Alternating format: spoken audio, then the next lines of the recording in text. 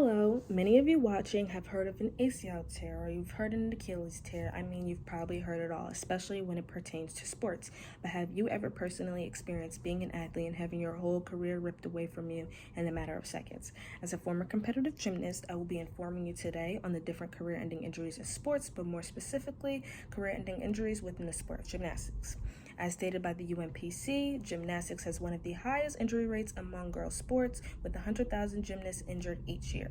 Throughout my essay, I will inform you by touching base on some of the different career-ending injuries one can suffer from at the hands of gymnastics, the importance of bigger injuries within the sport of gymnastics in the recruitment field, and the devastation that follows a career-ending injury.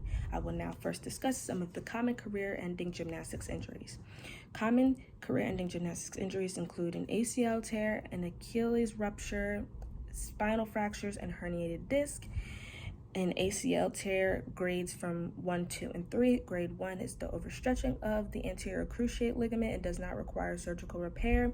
Grade 2 is the partial tear and may or may not require surgical repair, while grade 3 for athletes requires surgical repair.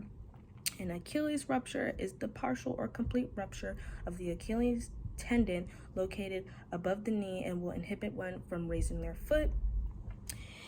Spinal fractures is the dislocation or fracture of the backbone, and herniated disc is when the rubbery disc between your spinal bones is slipping into the spinal canal and can lead to further problems.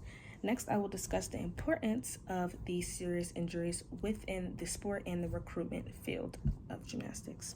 So with the recruitment process, recruiters can begin speaking to a gymnast the summer going into her junior year of high school. Until then, they can send you general letters, but they cannot conversate with you directly. Now, you are required or expected to remain healthy between this summer and up until you go into college and so on. That is very difficult within the sport, as 100,000 gymnasts are each year. But basically with the process, you send them video updates, they send you emails, you send them emails, sometimes they give you their phone number, you text their phone number, they call you, they'll ask to set up a video interview, and you'll ask them questions, they'll ask you questions, and you just get a feel of what the program is like, their coaching style, and what the school and team has to offer. And then you'll invite them to watch your competitions, whether that be in person or virtually. They will then offer you a paid official visits, and then they'll offer you your scholarship. Now, it is very important within the recruitment field to remain healthy, or if you get hurt, to rehabilitate yourself back to health quickly so that you can have a second shot at getting in that recruitment pool, because up until they offer you money or put money into you, they owe you nothing. So if you get hurt before then, oftentimes, although very heartbreaking, colleges will ghost you and divert their interest into gymnasts who are healthy and have things to offer them at that time. Lastly, I will explain the devastation that follows a career-ending injury. When so much time, energy, blood, sweat, tears, and years of your life are put into a sport, it is extremely difficult to deal with not only the physical devastation, but the mental. And a lot of times coaches and physical therapists focus on the physical aspect of the athlete or gymnast and not the mental aspect. A lot of athletes resort to depression, and some of them even take it so hard that they resort to suicide or attempted suicide. Especially within the gymnastics community, like I stated, until they put any money into you, they really don't check up on your mental. They don't really check up on you at all, because there are so many talented gymnasts that they can focus on and put their time, energy, and money into, because you're hurt.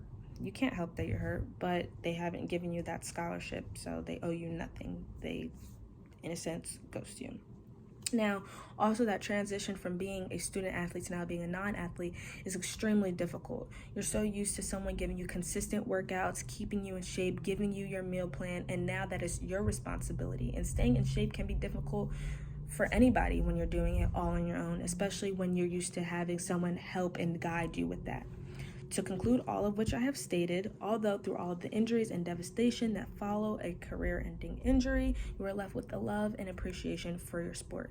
Because gymnastics never fails to be impressive. It's impressive to those who do gymnastics, who have done gymnastics, who have heard or seen of gymnastics. It's always impressive. Not to say that other sports are not impressive, but gymnastics is one of those sports that are extremely difficult.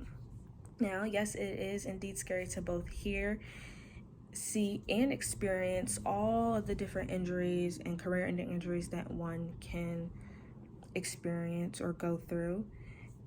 But you also experience both a sadness and appreciation, again, for the sport. So you're not left with something that you can't overcome. Fighting is obviously something that athletes are used to. And so with that ends my time informing you on the career-ending injuries within the sport of gymnastics. My name is Donyale Strayhorn, and thank you for watching.